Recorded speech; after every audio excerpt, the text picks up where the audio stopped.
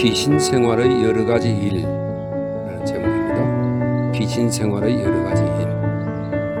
1943년 8월 4일 수요일. 키티, 피신 생활을 하게 된 지 벌써 1년이 넘었구나. 너도 우리의 생활을 대강 알겠지만 말하기 거북한 일도 많아. 이야기할 것은 너무 많고 게다가 모든 것이 보통 사람들과는 거리가 너무 먼 것들이지만 너에게 우리의 생활을 모두 알리기 위해서 이따금 평범한 일상생활까지 말할 작정이야. 오늘은 저녁때와 밤의 일들부터 시작하겠어? 오후 9시 은신처의 지침 시간이 시작된다. 이것은 하나의 작업처럼 진행된다. 의자를 치우고 침대를 꺼내어 담요를 펴면 낮에 있던 장소에 있는 그대로 있는 것은 하나도 없다. 나는 긴 의자에서 자는데 이것은 1m 반도 못 되기 때문에 의자를 붙여 놓아야 한다. 내가 덮는 얇은 새틀 이불과 담요, 베개 등은 낮에 DCLC의 침대 위에 쌓아놓았다가 가져온다. 옆방에서 삐걱거리는 소리가 난다. 언니가 접는 침대를 꺼내는 소리다. 이것이 끝나면 담요와 베개를 꺼내는 소리가 들린다. 그리고 우리 머리 위에서는 멀리서 들리는 우레 소리와도 같은 소리가 난다. 판단 아주머니가 침대를 창가로 끌고 가는 소리다. 핑크색 파자마를 입은 여황 폐화의 우아한 콧구멍을 신선한 공기로 간지럽히기 위해서다. 베트가 목욕을 끝내면 나는 욕실로 가서 목욕을 한다. 가끔 특히 날씨가 더울 때는 조그만 벼룩이 물 위에 둥둥 뜬다. 그리고 이를 닦고 머리를 말고 매니큐어를 바른다. 얼굴에 난 잔털이 눈에 띄지 않도록 옥시도를 바른다. 이건 30분 이내에 해치운다. 9시 반 급히 실내복을 입고 비누, 더운 물을 담은 그릇, 헤어핀, 크림 등을 들고 욕실에서 나오지만 대개 다시 욕실로 불려가게 마련이다. 다음 사람이 세면기에 묻은 내 머리카락을 보고 깨끗이 치우라고 하기 때문이다. 10시 전등을 끈다. 불을 끈다 하면 적어도 15분 동안은 침대의 삐걱거리는 소리가 들리거나 끊어진 용수철의 한숨 소리가 들리지만 얼마 후면 조용해진다. 위층 사람들도 잠자리에서는 싸우지 않는 모양이다. 11시 반 욕실 문이 삐걱하며 열리고 가나다란 불빛이 방으로 새어들어온다. 구두 소리, 약간 큰 윗도리를 입은 사람의 그림자. 클라레르 씨의 사무실에서 일을 하고 있던 뒤셸 씨가 돌아온 것이다. 그는 10분 동안 방 안을 오락가락하면서 침대를 꾸민다. 이윽고 그림자가 없어진다. 그 뒤로는 가끔 화장실에서 발소리가 들릴 뿐이다. 새벽 3시 잠에서 깨어나 침대 밑에 놓아둔 요강을 꺼내 소변을 본다. 요강이 새지 않도록 밑에는 고무를 깔아놨다. 소변이 함석 요강에 떨어질 때는 마치 골짜기에 떨어지는 여울물 소리 같아서 나는 언제나 숨을 죽인다. 소변이 끝나면 요강을 제자리에 밀어놓고 하얀 잠옷을 입은 나는 다시 침대 속으로 기어들어간다. 언니는 나의 하얀 잠옷을 싫어한다. 매일 밤 이것을 볼 때마다 아이 촌스러운 잠옷이야 하고 짜증을 낸다. 그리고 15분가량 눈을 뜬 채 가만히 귀를 기울이고 있다. 우선 아래층에 도둑놈이 들어오지나 않았나, 그리고 모두 잘 자고 있는가를 알아보기 위해 옆방, 윗방, 내방 차례차례 귀를 기울여 들으면 모두 잘 자고 있는지, 누가 잠 못 이루고 뒤척이는지 알 수 있다. 뒤셸 씨가 자는 모습을 관찰하는 것은 불쾌하기 짝이 없다. 그는 물고기가 뭇에서 헐떡이는 듯한 소리를 낸다. 이렇게 한참 동안 되풀이한 다음 몸을 이리저리 뒤척이거나 베개를 고쳐 베거나 혀를 차거나 입술을 핥거나 하면서 온갖 수선을 다 뜬다. 잠깐 동안 조용하구나 싶으면 같은 짓을 다시 되풀이한 다음 그제야 겨우 조용히 잠이 든다. 깊은 밤중에 고사포 소리가 들릴 때도 있다. 그러면 나는 버릇처럼 무의식적으로 침대에서 벌떡 일어난다. 어떨 때는 프랑스어 불규칙 동사를 외거나 위층 사람들이 싸우는 꿈을 꾸어서 고사포 소리가 들리기 시작한 뒤에도 얼마 동안 깨닫지 못할 때도 있지만 대개는 금방 눈을 뜨게 마련이다. 나는 급히 실내복을 입고 슬리퍼를 신고 베개와 손수건을 안고 아빠 방으로 달려간다. 언니는 이 모양을 생일의 시 속에 이렇게 썼다. 한밤중에 최초의 총소리가 울리면 어머나 저것 봐요 문이 삐걱하는 소리와 함께 한 소녀가 베개를 끌어안고 들어옵니다. 아빠의 커다란 침대에 기어들면 총소리가 아무리 심해져도 마음이 가라앉는다. 6시 45분 따르릉 자명종 소리가 울리면 판단 아주머니가 눌러버린다. 아저씨는 침대에서 일어나 급히 욕실로 간다. 7시 15분 문이 또다시 삐걱 울리면 뒤셸 씨가 욕실로 간다. 나는 등하 관제의 차광막을 뗀다. 그러면 은신처의 새로운 하루가 다시 시작되는 것이다. 안내. 43년 8월 5일 목요일. 키티. 오늘은 점심시간 이야기를 하겠어. 12시 반 모두 침묵에서 벗어나게 된다. 창구에서 일하는 사람들도 집으로 돌아가고 없기 때문이다. 판단 아주머니가 하나뿐인 아름다운 양탄자에 진공 청소기를 돌리고 있는 소리가 들린다. 언니는 책을 몇 권 안고 뒤쉘치가 비꼬는 이른바 제자리 걸음인 네덜란드 공부를 시작하고, 아빠는 언제나 손에서 뗀일 없는 디킨스의 책을 가지고 어디론가 조용한 곳으로 물러난다. 엄마는 부지런한 아주머니를 거들러 위층으로 가시고 나는 욕실을 청소하거나 몸단장을 한다.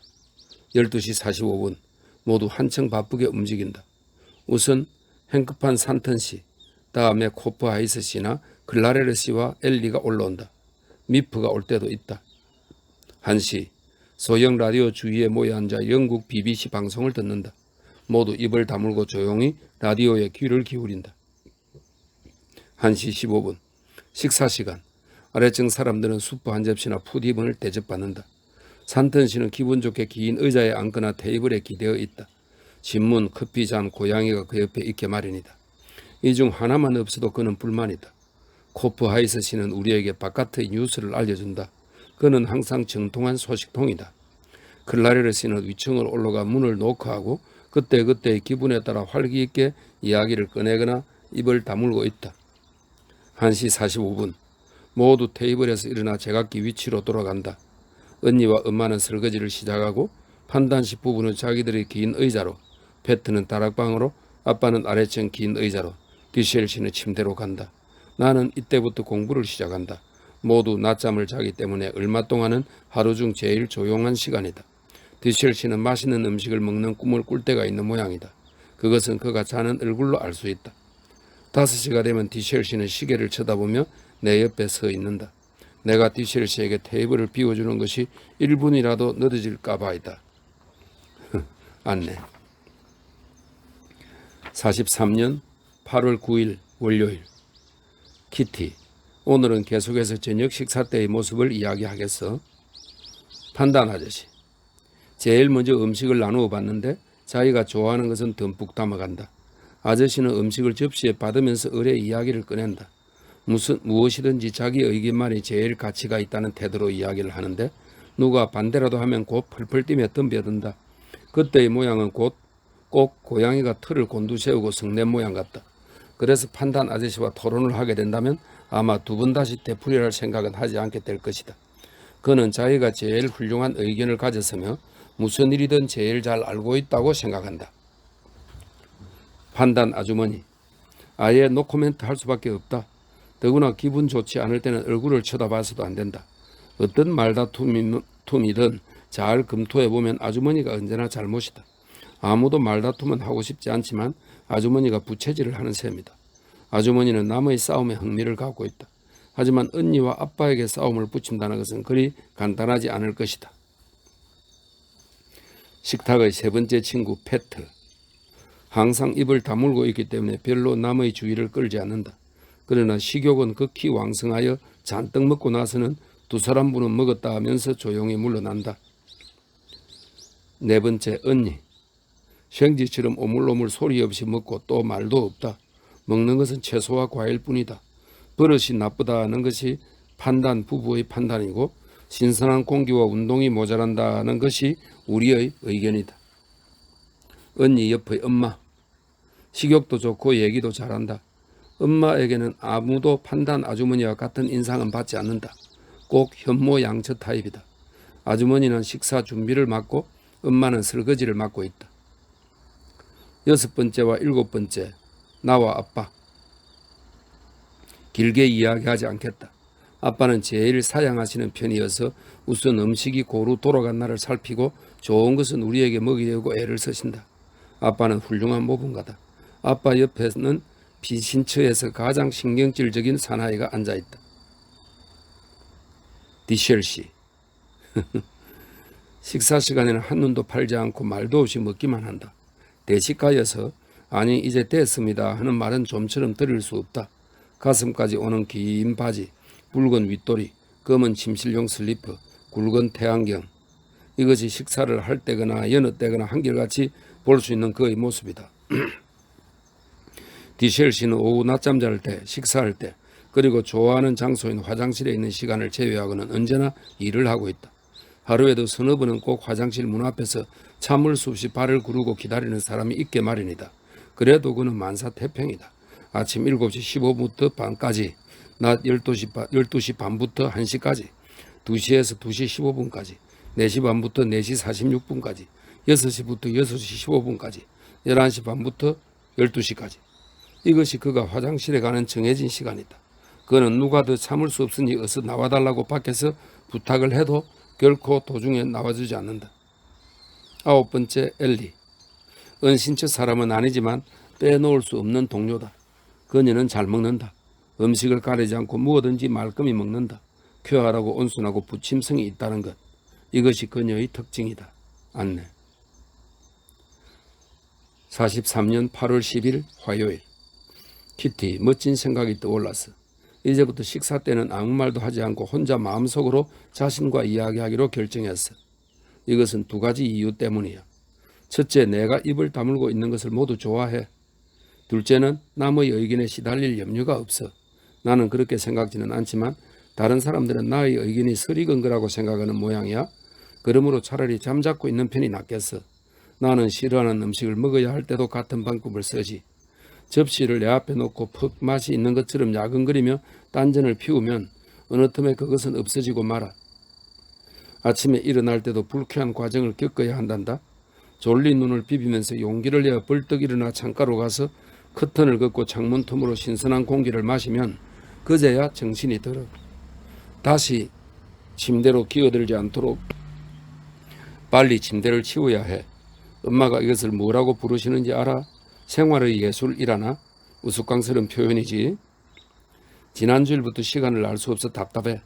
우리가 사랑하는 베스텔로렌 시계가 전쟁용으로 징발되었기 때문에 시계도 징발해갔구나. 밤이나 낮이나 정확한 시간을 알 수 없어. 그러나 곧 대용품, 주석이나 구리 같은 대용품으로 바뀌리라 생각하고 아직은 얼마쯤 희망을 가지고 있어. 요즘 나는 번쩍번쩍하는 구두를 신었기 때문에 위층이건 아래층이건 어디를 가든지 구두 칭찬을 받는단다. 이것은 미프가 20플로린 반으로 사다 준 중고품이야. 포도빛 나는 염소 가죽으로 지은 굽이 상당히 높은 구두야. 그것을 신으면 마치 돛돌 위에 선 듯이 키가 커 보여. 디셸씨는 간접적이나마 우리의 생명을 위태롭게 할 뻔했어. 그는 무솔리니와 히틀러의 욕을 쓴 발매 금지의 책을 미프에게 구해오도록 부탁했어.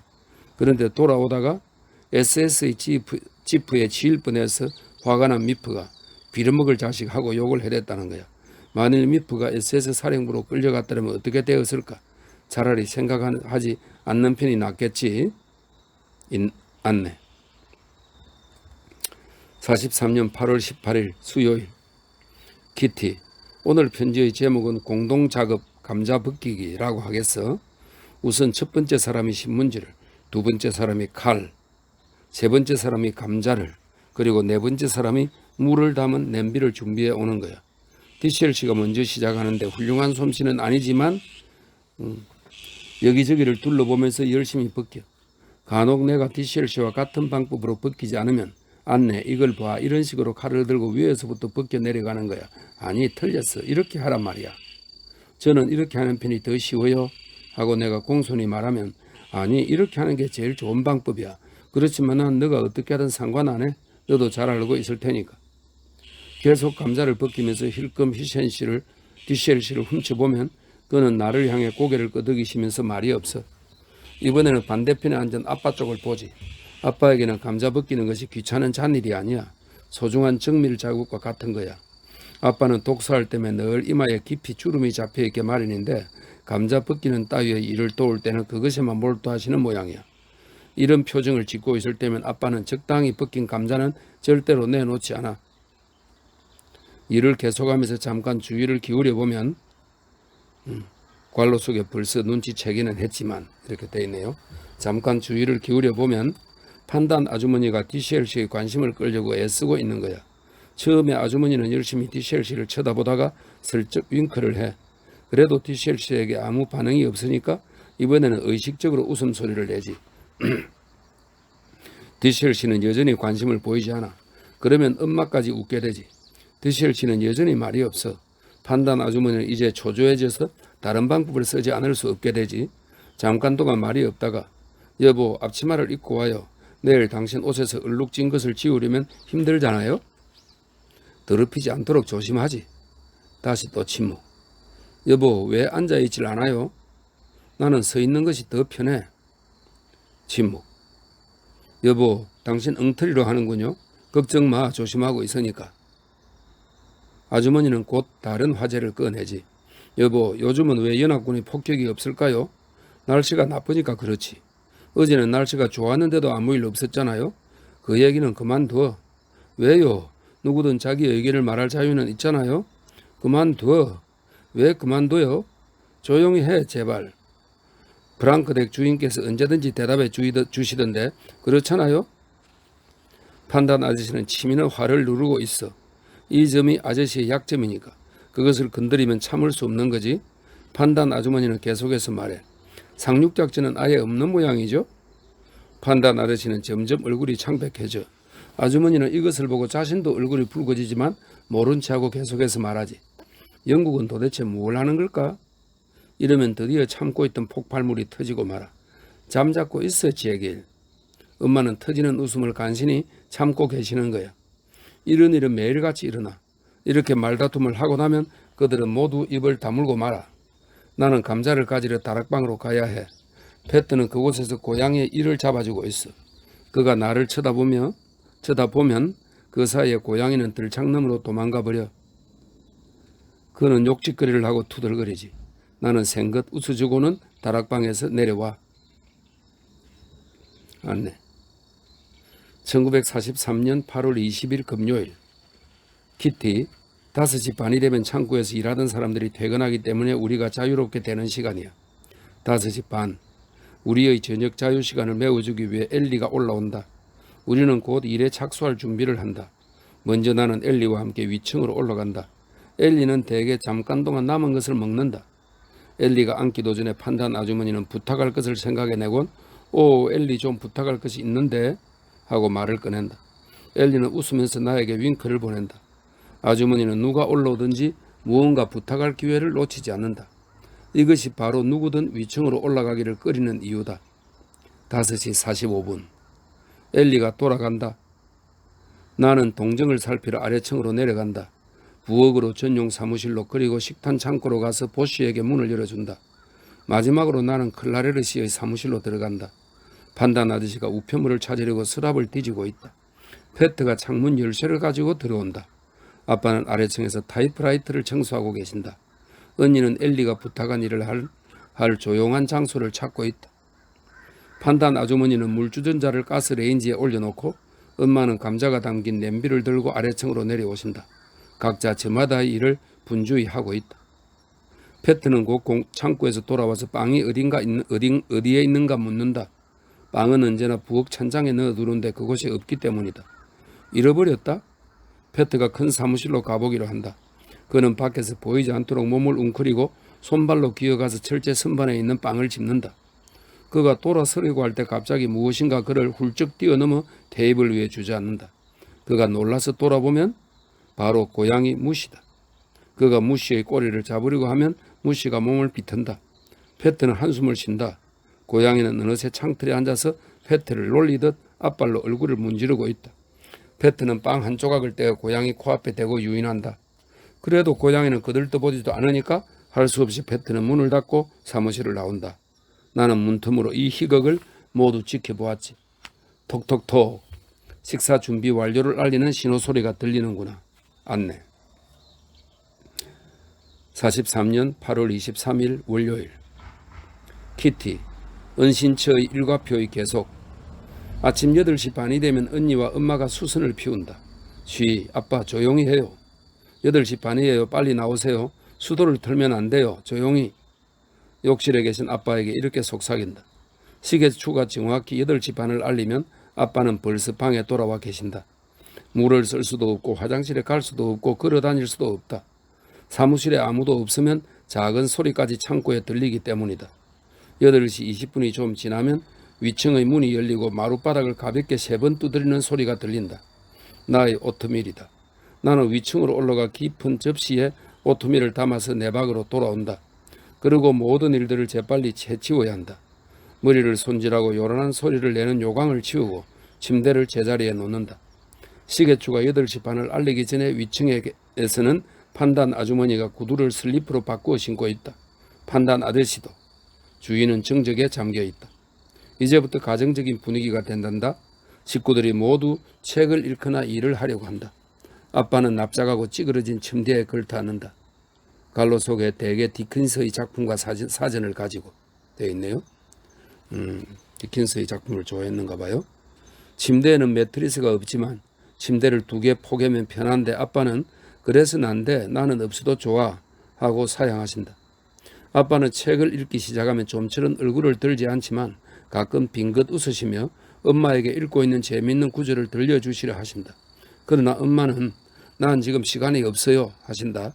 아빠는 실망한 표정을 짓고 다시 책으로 시선을 돌리신다. 잠시 후 특별히 재미있는 구절에 다다르면 다시 말을 꺼내신다.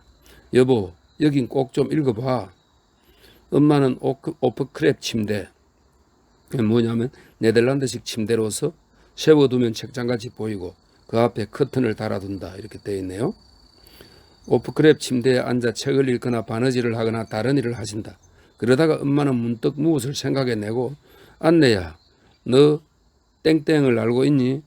마르고토야, 땡땡을 적어두라. 잠시 후 다시 주인은 정적에 잠겨든다. 언니가 책을 탁 덮는다. 아빠가 언니를 쳐다보며 눈살을 찌푸리곤 다시 책을 읽으신다. 엄마는 언니와 이야기하기 시작하신다. 나는 호기심에 끌려 그 이야기에 귀를 기울인다. 아빠도 한몫 끼어드신다. 9시 아침 식사 시간이다. 안내. 다음은 이탈리아의 항복이라는 제목입니다. 이탈리아의 항복. 1943년 9월 10일 금요일. 키티, 내가 너에게 편지를 쓸 때마다 특별한 일이 일어나는 것 같지만 즐거운 일보다는 불쾌한 일이 더 많더라. 그렇지만 오늘은 굉장한 뉴스를 알려주겠어. 우리가 8일 저녁 때 7시 뉴스를 들으려고 라디오 주위에 모여 앉았을 때 우리가 제일 먼저 들은 방송은 이런 거야. 청취자 여러분, 이제 전쟁 중 가장 통쾌한 뉴스를 알려드리겠습니다. 이탈리아가 항복했습니다. 이탈리아의 무조건 항복. 영국의 네덜란드어 방송은 8시 15분부터 시작되어서 청취자 여러분, 1시간 전에 제가 오늘의 뉴스를 정리하고 났을 때 이탈리아 항복이라는 굉장한 뉴스가 들어왔습니다. 제가 이렇게 기쁨에 넘쳐 뉴스용 노트를 휴지통에 던졌던 적이 지금까지 없었다는 것을 여러분께 알려드립니다. 영국 만세. 곧이어서 미국 국가와 영국 국가가 흘러나왔어. 네덜란드 방송은 언제나처럼 고무적인 것이었지만 별로 낙관적인 것은 아니었어. 우리에게는 아직 걱정거리가 있어. 코프하이스 씨에 대한 거야. 너도 알다시피 우리는 그를 좋아하고 그는 항상 우리에게 용기를 북돋워 주고 있잖니. 그런데 코프하이스 씨는 건강이 나쁘고 요즘 고통 때문에 잘 먹지도 못하신단다. 코프하이스 씨가 들어오니까 태양이 빛나는 것 같아요 하고 언젠가 엄마가 말하셨어. 사실이란다. 이번에 복부 수술을 받기 위해 입원하면 적어도 4주일 동안은 병원에 누워 계셔야 해. 그는 입원할 때 잠깐 담배라도 사러 나가는 것처럼 안녕 하셨지만 너가 그때의 모습을 보았다면 어떤 표정을 지었을까? 안내. 43년 9월 16일 목요일. 키티, 이곳에 있는 사람들의 사이가 점점 나빠지고 있구나. 식사 때 아무도 입을 열지 않아. 음식을 먹을 때 외에는. 무슨 말을 하면 남을 괴롭히거나 오해받게 되기 때문이야. 나는 우울한 기분에서 벗어나려고 진정제를 먹지만 이튿날은 한층 더 가련한 심정이 될 뿐이야. 진정제보다 웃고 지내려 하지만 그의 웃음을 잃어버렸어. 이토록 우울하기만 하면 얼굴이 길어져서 양입 가장자리가 축 늘어지지는 않을까 걱정이야. 모두 공포와 기대에 지쳐서 겨울이 다가오는 것을 기다리고 있어. 또 불안한 것은 참고 지기가 은신처에 대해 의심하는 것 같다는 사실이야. 그 정도라면 별로 걱정할 것까지는 없지만 그 참고 지기는 남의 일에 간섭을 잘하는 신용할 수 없는 사람이야. 어느 날 클라레르 씨는 1시 10분 전에 외투를 입고 거리의 약방에 갔다가 돌아와 살그머니 우리 은신처로 올라왔어. 1시 15분에 클라레르 씨가 돌아가려고 할 때 엘리가 와서 창고지기가 사무실에 들어와 있다고 주의를 주었어. 클라레르 씨는 1시 반까지 우리 방에 있었어. 그리고 그는 구두를 벗고 양말 바람으로 다락방의 앞문을 열고 계단으로 내려가 밖으로 돌아와서 무사히 사무실로 돌아갔어. 그러는 사이에 엘리는 창고지기를 밖으로 유인해내고 클라레르 씨를 데리고 올라왔어. 그러나 클라레르 씨가 이미 돌아간 뒤였지. 만일 길 가는 사람들이 회사의 지배인이 양말 바람으로 돌아다니는 것을 보았다면 어떻게 생각했을까? 훗, 지배인이 양말 바람으로. 안내. 43년 9월 29일 수요일. 키티, 판단 아주머니의 생일이란다. 우리는 병에 든 잼과 치즈, 고기, 빵의 배급권을 선물했지.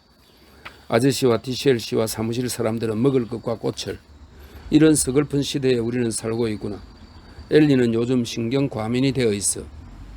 너무 자주 이곳저곳 심부름을 가야 할 일이 생길 뿐 아니라 사무실에는 일이 잔뜩 밀려 있잖아. 코프하이스 씨는 입원해 있고 미프가 독감으로 누워 있고 엘리 자신도 발을 삔 데다 사랑 싸움, 투정이 심한 그녀의 아버지. 우리가 그녀를 위로하여 한 번 더 심부름을 다녀와 달라고 부탁해도 그녀는 시간이 없고 따라서 쇼핑 리스트는 점점 줄어든단다. 판단 아저씨가 기분이 좋지 않은 모양이야. 나는 벌써부터 눈치채고 있었어. 아빠도 무슨 일 때문인지 단단히 화가 나 계셔. 어떤 식으로 폭발할지 모르겠어. 나만이라도 이런 싸움판에 끼어들지 않을 수 있다면, 어디론가 멀리 가버릴 수만 있다면 미칠 것 같은 심정이구나. 안내. 43년 10월 17일 일요일. 키티, 코프하이스 씨가 돌아오셨단다. 반가운 일이야. 아직 얼굴색이 창백한 것은 숨길 수 없지만 판단 아저씨가 옷가지를 팔아달라고 부탁하자 그는 기분 좋게 응했어. 판단 씨 댁에 돈이 바닥난 것은 불행한 일이겠지. 아주머니는 코트, 드레스, 구두 등을 잔뜩 가지고 있으면서도 자기 것은 절대로 내놓으려 하지 않아. 아저씨는 옷을 너무 비싸게 팔려고 해서 잘 처분되지 않고 결과는 아직 알 수 없어. 아주머니도 모피 코트를 처분해야 할 거야. 그 때문에 위층에서 끔찍한 싸움이 벌어졌지만 지금은 화해가 성립되어 서로 여보 미안해 하며 위로하고 있어. 나는 지난날부터 이 집의 갑작스런 변화에 어리둥절하고 있어. 아빠는 굳게 입을 다물고 계셔. 누가 말을 걸면 아빠는 깜짝 놀라서 쳐다보시지. 다시 묘한 관계에 말려들까 봐 겁을 먹고 계신 거야. 엄마는 흥분으로 얼굴이 상기되어 있어. 엄마는 두통 때문에, 디셸 씨는 불면증 때문에 투덜거리고 판단 아주머니는 온종일 불평이야. 나는 거의 미쳐버린 것 같아. 때때로 누구와 싸우고 누가 화해했는지 잊어버릴 정도야. 아무래도 나 자신이 정신을 바짝 차릴 수 있는 길은 공부뿐이야. 열심히 노력하고 있어. 안내. 43년 10월 29일 금요일. 키티, 판단 아저씨와 아주머니가 다시 싸움을 벌였어. 싸움의 발단은 이런 거야. 이미 너에게 이야기한 바와 같이 판단 씨 댁은 돈이 궁해졌어. 얼마 전 코프나이스 씨가 판단 아저씨에게 잘 아는 모피 상여가 있다고 말씀하셨어. 아저씨는 그 이야기를 듣고 아주머니의 모피 코트를 팔기로 했지. 이 코트는 토끼털로 된 것인데 17년 동안이나 사용해 온 거야. 아저씨는 코트 값으로 325 플로린이란 엄청난 값을 받았어. 아주머니는 전쟁이 끝나면 더 좋은 코트를 사려고 이 돈을 간직해 두려고 했는데 당장 생활에 돈이 급한 아저씨와의 사이에 트러블이 생긴 거야. 고함 소리, 퉁탕거리는 소리, 욕짓거리. 너는 아마 이런 광경을 상상할 수 없을 거야. 우리 가족들은 아래층에서 숨을 죽이고 필요할 때 달려가 두 사람을 떼어놓을 준비를 하고 있었지. 이런 고함 소리, 울음소리나 긴장에 나는 완전히 지쳐서 저녁 때는 침대에 쓰러져 울음을 터뜨렸어. 잠깐이라도 정신을 가다듬을 수 있는 시간이 주어진 것을 감사하면서. 코프하이스 씨는 다시 병석에 누워 계신단다. 위가 잠시도 그를 편하게 해주질 않아. 위의 출혈이 멎었는지 자신도 모를 지경이야. 몸이 불편해서 집에 돌아가겠다고 말할 때 그는 처음으로 우울한 표정을 지으셨지. 나는 식욕이 없는 것 이외에는 아무 일도 없어. 얼굴색이 좋지 않은데 하고 어른들이 걱정해 주면 어른들이 괴롭히기 때문이라고 정면으로 말해주고 싶어. 포도당, 간유, 효모정, 칼슘 등이 내 옆에 갖추어져 있단다. 내 신경은 극도로 피로해 있어. 특히 일요일에는 견딜 수 없는 우울함에 빠져들어. 주위의 분위기가 너무 딱딱하고 단순하고 납덩이처럼 무겁기만 해. 밖에서는 새소리 하나 들리지 않고 죽음과 같은 정적만이 감돌아. 마치 지옥에라도 끌려가는 듯한 기분이구나. 이런 때 아빠나 엄마나 언니는 나에게 관심도 두지 않아. 나는 마치 날개 죽지가 찢어져서 어둠 속에서 바닥거리고 있는 새와 같은 기분이 되어 이 방 저 방을 오락가락 하거나 위층 아래층을 오르락내리락 하지. 밖에 나가서 웃고 신선한 공기를 마음껏 들이키라 하고 마음속의 소리가 부러지죠. 그러나 아무런 반응도 없어. 나는 시간이 어서 빨리 지나가서 숨막히는 고요와 공포에서 헤어나도록 긴 의자에 누워 잠을 청하지. 그 밖에 무슨 방법이 있겠니? 안내. 43년 11월 3일 수요일. 키티. 아빠는 우리의 교육에 도움을 주려고 라이덴에 있는 사범학교에 안내서를 신청하셨어. 언니는 보내온 안내서를 3번씩이나 읽었지만 마음에 드는 과목이 없고 또 경제 사정에 맞지 않은 것뿐이었죠. 그래서 단념하려고 하자 아빠가 초급 라틴어 통신 교재를 신청해 버리셨어. 아빠는 나에게도 새로운 공부를 시작할 수 있도록 코파이어스 씨에게 어린이용 성서를 사오도록 부탁하셨단다. 신약 성서를 읽으라는 거야. 한우카를 위해 안내에게 성경을 주는 건가요? 하고 언니가 놀라서 물었어. 성 니콜라스의 날이 더 낫겠지? 예수는 한우카와 어울리지 않는단 말이야. 하고 아빠가 대답하셨지. 안내.